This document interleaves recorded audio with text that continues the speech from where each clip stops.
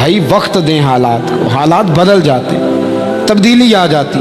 اللہ تبارک و تعالیٰ کمزوروں کو طاقتور کر دیا کرتا ہے، غریب کو امیر بنا دیا کرتا ہے۔ اللہ تبارک و تعالیٰ ان لوگوں کو جن کی کوئی آواز سننے والا نہیں ہوتا، ان کی چھوٹی آواز کو اللہ قوت دے دیتا ہے، طاقت دے دیتا ہے۔ شرط یہ ہے کہ آپ استقامت کا مظاہرہ فرمائیں، صبر کا مظاہرہ فرمائیں، آپ تھوڑا اپنی زندگی میں ٹھہراؤ لائیں، آپ تھوڑا حوصلہ کریں۔ آپ فوری طور پر وہ راتوں رات امیر ہونا، راتوں رات باوقار ہونا، راتوں رات چھا جانا۔ ہمارے ایک بزرگ فرمایا کرتے تھے، جتنا تیز دوڑو گے نا سامنے سے ہوا بھی اتنی تیز ہی پڑے گی۔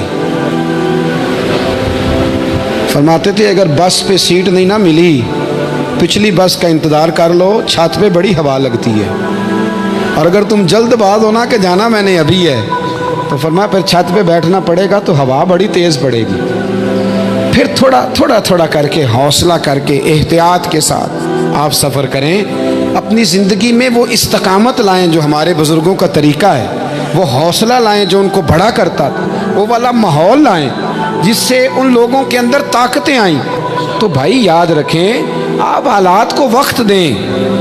حالات کو، آپ چلے گئے ڈاکٹر کے پاس دوائی لینے، اس نے آپ کو دوائی دے دی 1 مہینے کی، اس نے کہا 1 گولی صبح کھانی، 1 شام کھانی، یہ سیرپ ہے اتنا بڑا، 1 چمچ صبح پینا، 1 شام پینا ہے۔ تو آپ نے کہا نہیں میں نے تو 2 گھنٹے میں ٹھیک ہونا ہے، تو ساری بوتل ہی نہ پی جاؤں، ساری گولیاں اکٹھی نہ کھا جاؤں، چونکہ ٹھیک جو ہونا ہے ہو جائیں گے آپ ٹھیک۔ وہ کہتا ہے 1 چمچ پینا ہے، 2 نہ پی لینا، یہ دوسرا اثر بھی ہو سکتا ہے، سائیڈ افیکٹ بھی ہو سکتے ہیں۔ آپ اس کو احتیاط سے لینا۔ اور کچھ گولیاں ایسی ہیں جو ڈاکٹر کہتا ہے پوری نہیں کھانی، آدھی کھانا، تو پھر پوری کھا لیتے ہو۔ بھائی تھوڑا انتظار کریں، آپ جہاں کھڑے ہیں، جس مقام پہ کھڑے ہیں، استقامت کا مظاہرہ کریں، تھوڑا وقت دیں، بڑی بات نہ کریں لیکن تھوڑا ٹائم دیں، تھوڑا حوصلہ کریں۔ ہم فوراً رزلٹ اناؤنس کرتے ہیں، فوراً۔ میرے سنگی کئی دفعہ کہتے ہیں کہ حضرت صاحب آپ کیسا محسوس کرتے ہیں، تو میں کہتا ہوں میں تو سیدھا محسوس کرتا ہوں۔ ہمیں لوگ فون کرتے ہیں ٹائم دو، جس کو دے دیا اس کے کاغذوں میں ویری گڈ ہے، اور جس کو نہیں دیا وہ سلام بھی نہیں لیتا، فون بند کر دیتا ہے، چھٹی۔ ویری گڈ آپ اس کے کاغذوں میں ہے جس کی بات پہ آپ پورے، اور جس کو آپ کہہ رہے ہیں کہ نہیں ذرا تو پیار کر، محبت کر، تو ٹائم دے، تو وہ اس بات کے لیے تیار ہے۔ تو آپ صبر کریں، آپ حوصلہ کریں، آپ جس سٹیٹس میں، اور زندگی میں یاد رکھیں جتنا کوئی آپ کو اونچی اور بڑی جگہ پہ بیٹھا نظر آئے گا نا، اتنا زیادہ آزمائش کا شکار ہوگا وہ شخص۔ اس کے لیے روز ایک چوراہا ہے، روز ایک چوک ہے۔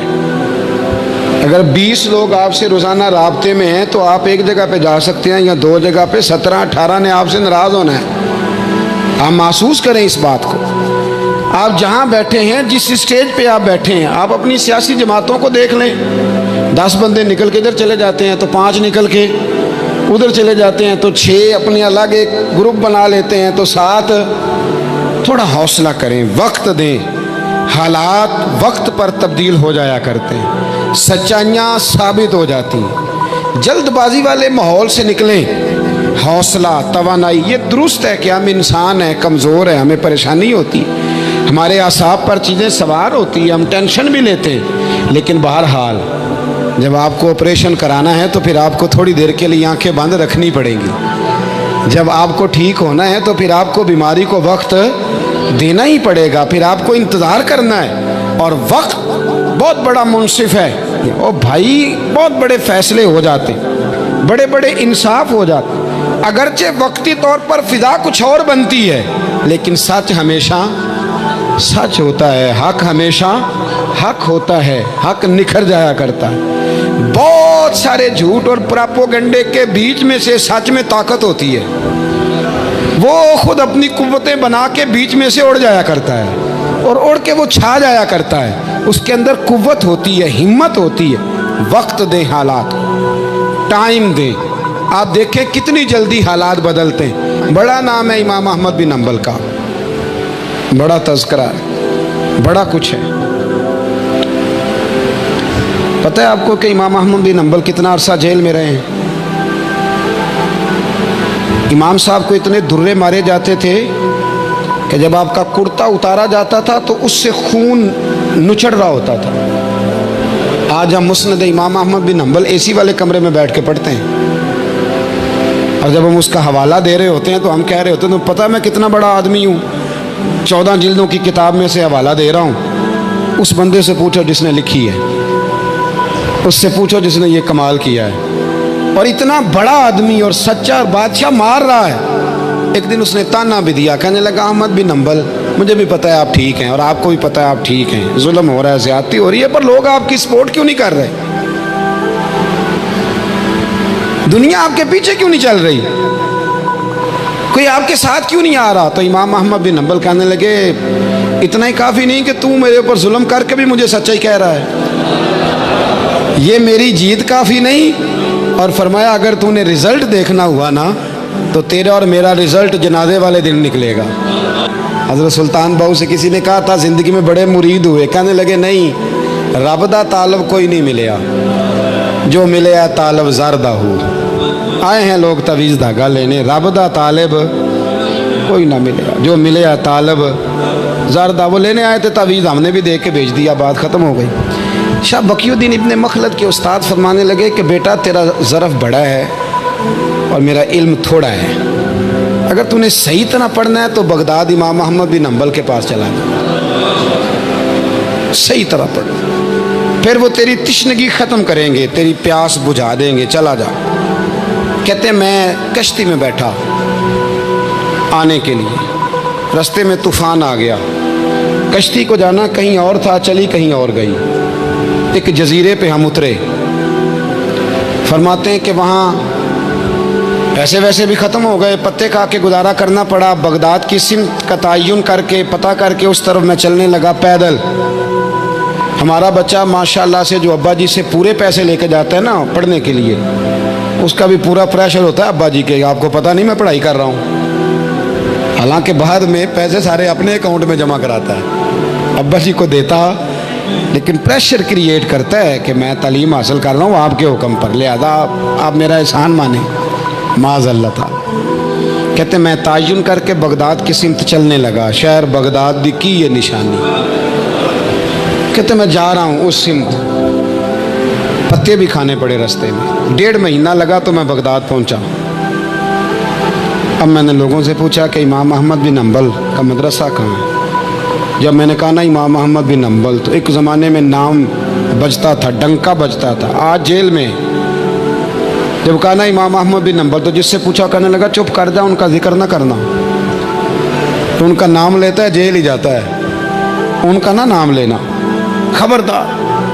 कहते मैंने कहा क्या हुआ? का बादशाह मुखालिफ हो गया, इमाम साहब का दारुल उलूम तो बंद हो गया, वो तो घर में कैद हैं। तवज्जो है मेरी बात पर?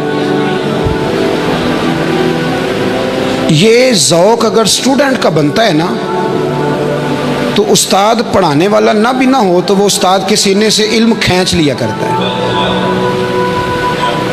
खींच लिया करता है। ख्वाजा फ़कीर मोहम्मद चुराई रहमतुल्लाह अलैह के एक मुरीद थे, तो हज़रत ने उन्हें बड़ा कुछ नवाजा, तो कुछ लोग कहने लगे हज़रत जी इसी को सारा कुछ दे दिया है। फरमाने लगे बेलिया इदियां दावां ही बड़ियां सन, ये तो मैनू रिड़क के मक्खन कट के लै गया है, इदियां दावां ही बड़ियां सन। कुछ लोग होते हैं ना प्यारे, उन्हें तरीका होता है, दुआ ले लेते हैं और कुछ कहते रहते हैं हज़रत जी दुआ करना, और दुआ लेने वाला काम कोई नहीं करते, कहते रहते हैं दुआ करना।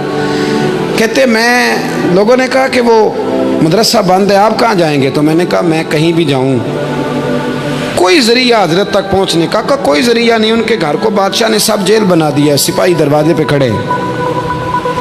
आपने फरमाया फिर भी एक बंदा कहने लगा इतनी नेकी कर सकता हूँ कि मैं तुम्हें उनका दरवाज़ा दिखा सकता हूँ। आप फरमाने लगे मेरे लिए इतना भी काफ़ी है, ज़िक्र हबीब कम नहीं वसले हबीब से, इतना भी मेरे लिए काफ़ी है। उसने दूर से खड़े होकर कहा वो जहाँ सिपाही खड़े हैं ना वो इमाम साहब का दरवाज़ा है। शाह बकीउद्दीन साहब कहते हैं मैंने कहा तू अब जा, अब देखना मैं इल्म कैसे हासिल करता हूँ, सब्र देखो, इस्तकामत देखो, हौसला देखो। आप फरमाते हैं कि मैंने ना अपने सर से टोपी उतार के किसी को दे दी और बाल मैंने बखेर डाले सारे, एक जगह से 2 जगह से कुर्ता मैंने फाड़ लिया, हाथ में ना मैंने प्याला पकड़ लिया मांगने वाला, तेनू लब दिया आप गवाचे। मैंने ना प्याला पकड़ लिया हाथ में मांगने वाला, और जिस जगह गली में इमाम साहब का घर था ना, पहले कोने पे सदा लगाई, 1 दिनार का सवाल है। कहते हैं 1 दिनार मिला, फिर दूसरे दरवाजे पे आया, 1 दिनार मिला, फिर तीसरे दरवाजे पे आया। मजनू बन के विच बाजारा, कदी कखा वांग रुलाए ते कदी कुहाया कुंभा सारा, सिर नेजे उत्ते चढ़ाए। सजना यार मनाउण दी खातर असां की पेश वटाए। फरमाते मैं ना मांगने वाला, भिकारी बन के मांगने वाला नहीं, मैं अमीर बाप का बेटा था पर मैं मांगने वाला बन गया। मैंने फटे पुराने कपड़े, एक दरवाजे पे 1 दिनार। इमाम साहब का भी दरवाज़ा आया, कहते मैंने सदा दी, 1 दिनार चाहिए था। कहते इमाम अहमद बिन हंबल दरवाजे तक आए, और जब मेरे प्याले में कासे में दिनार डालने लगे तो मैं रो पड़ा। मैंने कहा मेरे महबूब करीम की हदीसों के वारिस और जानशीन, मैं तो कहाँ से चला हूँ, तुझसे हदीस सीखने आया हूँ, मुझे खैरात ना दे, मुझे मेरे मुस्तफ़ा की 2 हदीसें पढ़ा दे।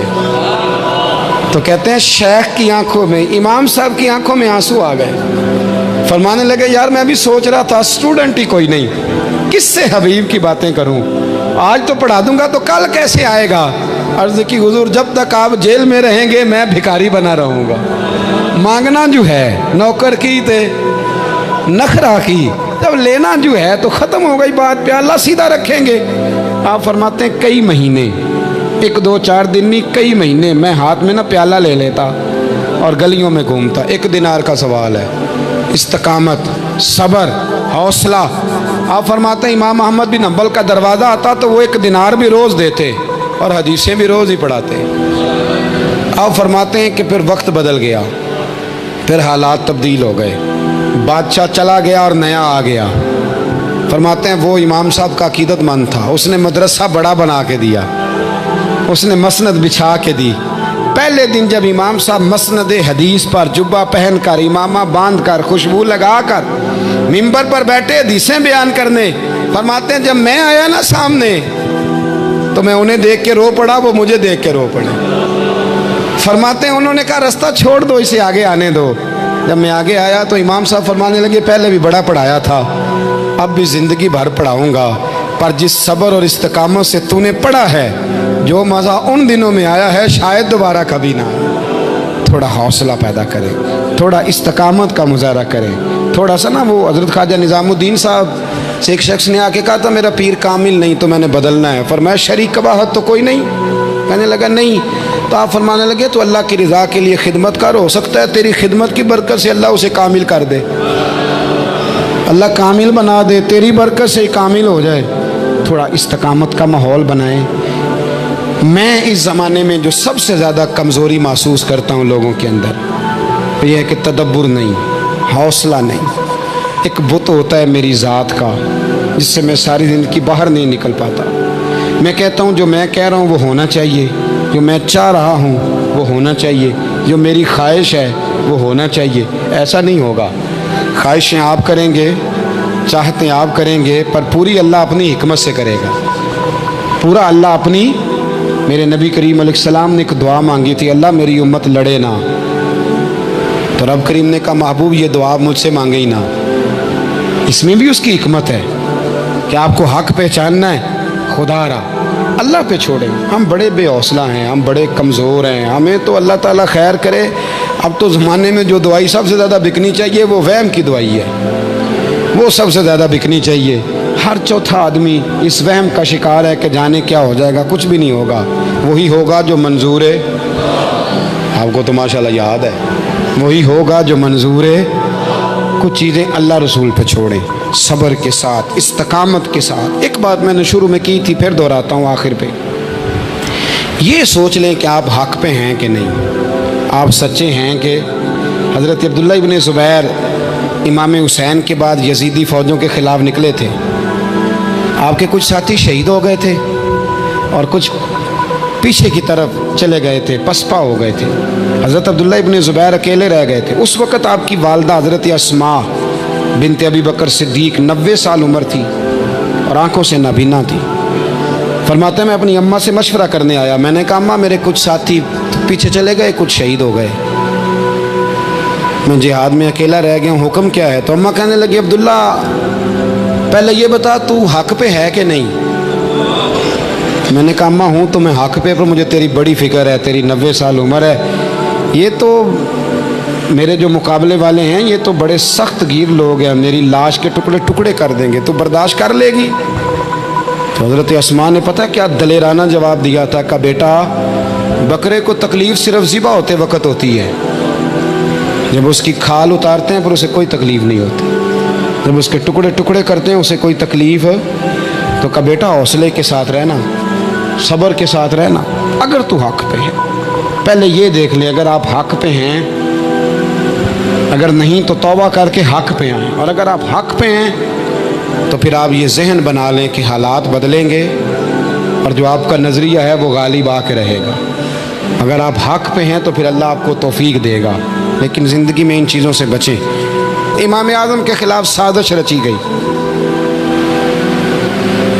امام صاحب رحمۃ اللہ تعالیٰ علیہ کے پاس ایک بی بی دوڑی، حضور مسئلہ پوچھنا، آپ عورتوں سے ملا نہیں کرتے تھے، میں نے سوال کرنا ہے جی، جلدی جلدی سے اندر آ گئی، عورت جیسے ہی اندر داخل ہوئی باہر شور ہو گیا، امام صاحب کے پاس عورت ہے، اس نے بھی شور کر دیا کہ معاذ اللہ ثم معاذ اللہ، 10 درازی کیا امام اعظم نے۔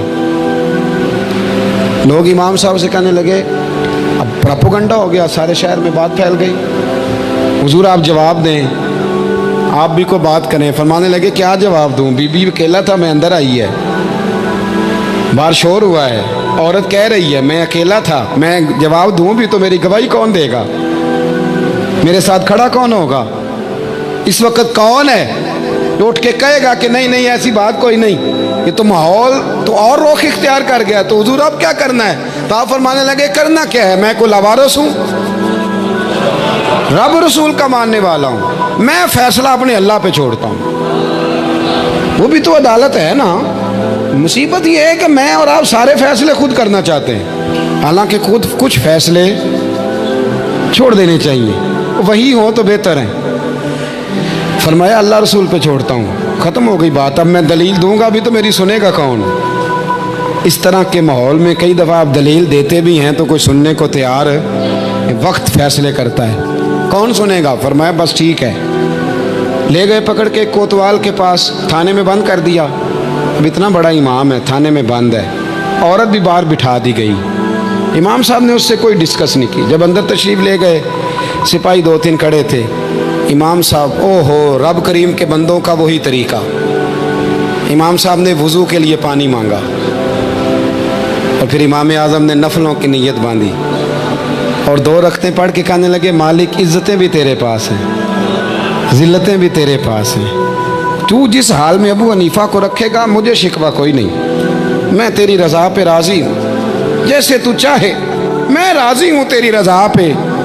امام صاحب دعا مانگ رہے تھے تو آنسو ہاتھوں پہ گر رہے تھے، نہ کبھی مصلی بھی آباد کریں، نہ کبھی دنیا کو تو دکھڑے بڑے سنا لیے، نہ 2 رکعتیں پڑھ کے روئیں رب کی بارگاہ میں، محبوب کا وسیلہ پیش کریں، نہ اسے بھی تو منائے نا۔ امام صاحب کے آنسو گرنے لگے، سپاہی بھی پریشان تھے، وہ بی بی نہ خود ہی اٹھی اور امام صاحب کے قریب گئی، کہنے لگی پہلے مجھے دنیا والے کہتے تھے، اب میں سمجھ گئی ہوں آپ تو رب کریم کے نیک بندے، اب نہ روئیں، سویرے جانا ہے نا قاضی کی عدالت میں، تو میں سویرے گواہی دوں گی کہ میں نے جھوٹا الزام لگایا تھا، آپ ناراض نہ ہوں۔ امام صاحب فرمانے لگے اس سے نہیں بات بنے گی، اگر تو نے کچھ کرنا ہے تو جو میں کہتا ہوں وہ کر، امام اعظم تھے نا، جو میں کہتا ہوں وہ کر۔ اس نے کہا جی وہ کیا؟ آپ فرمانے لگے اب تیری گواہی سے بھی بات اور ہو جائے گی، اس کو کہہ لیا ہے، اس کو منا لیا ہے، اس کی منت کر لی ہے، اس کو رشوت دے لی ہے، حالات کا تقاضا اب اور ہے، اب اس کا جواب بھی کچھ اور ہی ہے۔ با پردہ عورت تھی، برقعے میں لپٹی ہوئی، اس کو گھر بھیج دیا، وہ کوتوال سے کہنے لگی میں بیمار ہوں، مجھے چھٹی دے دو، سویرے آ جاؤں گی، مدعی مقدمہ تو میں ہوا، مدعی کو تھوڑی کوئی باندھ کے رکھے گا۔ خاتون گھر چلی گئی، صبح قاضی کی عدالت میں مقدمہ لگا، امام صاحب رحمۃ اللہ علیہ کٹہرے میں کھڑے ہیں، یار بڑا مشکل ہوتا ہے معزز آدمی کا کٹہرے میں کھڑا ہونا، لیکن مخلوق تو فنکار ہے، اس درجہ کے پل بھر میں یہ سنگے در کعبہ سے بھی اسنام تراشے، تم کون ہو کیا چیز ہے داغے کبابی، لوگوں نے تو مریم پہ بھی الزام تراشے۔ یہ نہیں نا باز آتے لوگ، پھر مرضی ہے نا ہونا، کٹہرے میں کھڑا ہونا پڑ ہی جاتا ہے۔ کٹہرے میں کھڑے ہیں امام اعظم، تو قاضی پوچھتا ہے اب کی بڑی قدر ہے، بڑی اہمیت ہے، تو آپ اس عورت کے بارے میں کیا کہتے ہیں؟ تو امام صاحب فرمانے لگے یہ جو کہہ رہی ہے اس سے پوچھ لیں۔ تو خود خاتون کہنے لگی میرا امام صاحب سے تعلق ہے۔ آپ فرمانے لگے ٹھیک کہتی ہے۔ ساری بھری عدالت سب لوگ حیران، حضرت تعلق ہے؟ فرمایا ہاں۔ کس طرح؟ فرمانے لگے میری بیوی ہے، زوجہ میری اہلیہ ہے۔ جناب کس طرح؟ فرمایا محلے کی بیویاں بلا لو، اس کے ابا کو بلا لو، چہرہ دکھا لو۔ وہ سارے لوگ جمع ہو گئے، چہرہ کھول کے دیکھا تو امام صاحب کی زوجہ تھی۔ امام صاحب نے اس خاتون کو کہہ کے بھیجا تھا کہ یہی برقع میری بیوی کو دے کے سویرے بھیج دینا، یہی والا برقع جو تو نے پہنا ہے، اب گھر جا اور میری اہلیہ کو یہ برقع دے کے بھیج دینا۔ وہ برقع دے کے اس نے بھیج دیا۔ جب امام صاحب رحمۃ اللہ علیہ کی اہلیہ ثابت ہو گئیں کہ یہ تو امام صاحب کی اہلیہ ہیں جو کھڑی ہیں، اب وہ جو سازش رچنے والے تھے وہ دائیں بائیں دیکھ رہے تھے۔ تو امام صاحب نے ایک بات کی جو بڑی شاندار ہے، فرمایا تدبیریں تم نے بھی کی تھی، پر جو تدبیر میرا رب فرماتا ہے نا، جو تدبیر میرا، فرمایا یہ ابو حنیفہ کی تدبیر نہیں، یہ تدبیر میرے اللہ کی ہے جو اس نے مجھے عطا فرمائی، مجھے سجھائی۔ اب قاضی صاحب نے حکم دیا کہ جتنے لوگوں نے الزام لگایا ہے وہ سارے معافی مانگیں، وہ آئیں جس نے بات کی۔ بھائی وقت کو دیکھیں، فیصلے اللہ کے حوالے کریں۔ ہم لوگوں نے جھگڑے کر کر کے، دلائل دے دے کے، بحث کر کر کے معاملات کو اتنا الجھا لیا ہے۔ آپ یقین کریں ایک ایک خاندان کی 15 میٹنگیں اور پنچایتیں ہو جاتی ہیں، پر رزلٹ صفر ہے۔ وہ فلاں چودھری صاحب اس کے ساتھ مل گئے تھے، فلاں آدمی ادھر چلا گیا تھا۔ آپ تھوڑا وقت دیں، صبر کریں، استقامت کا مظاہرہ کریں۔ آپ دیکھیں حالات کس کروٹ بیٹھتے ہیں۔ کئی دفعہ صلح کی پیشکش کی جناب ابو سفیان کو، لیکن وہ مانتے نہیں تھے۔ حضرت عباس فرماتے میں نے کئی دفعہ انہیں کہا، حدیبیہ میں بھی میں نے کہا، انہوں نے سخت شرائط کے ساتھ صلح کی، لیکن جب حضور لشکر لے کے گئے نا میدان میں، توجہ ہے میری بات پر، 10,000 کا لشکر گیا تو پھر ابو سفیان خود اٹھ کے حضرت عباس کے گھر گئے، کہنے لگے میں نے تو آج آپ کے بھتیجے کی شان دیکھی ہے۔ تو حضرت عباس کہنے لگے ابھی بھی وہیں کھڑے ہو، یہ بھتیجے کی شان نہیں، یہ اللہ کے محبوب کی شان ہے، یہ رسول کائنات کی شان ہے صلی اللہ علیہ۔ تو کہا اب میں صلح کرنا چاہتا ہوں، اب میری صلح کرا دو۔ وہاں بھی حضور نے یہ نہیں فرمایا جب ہم کہتے تھے تو کیوں نہیں آتا تھا، جب ہم معاہدات کرنا چاہتے تھے تو کیوں نہیں آتا تھا۔ میرے محبوب نے عزت دے دی، فرمایا تیرے ساتھ بھی صلح ہے، تجھے بھی معافی ہے، اور جو تیرے گھر میں داخل ہو جائے گا اسے بھی معافی ہے۔ ختم ہو گئی بات۔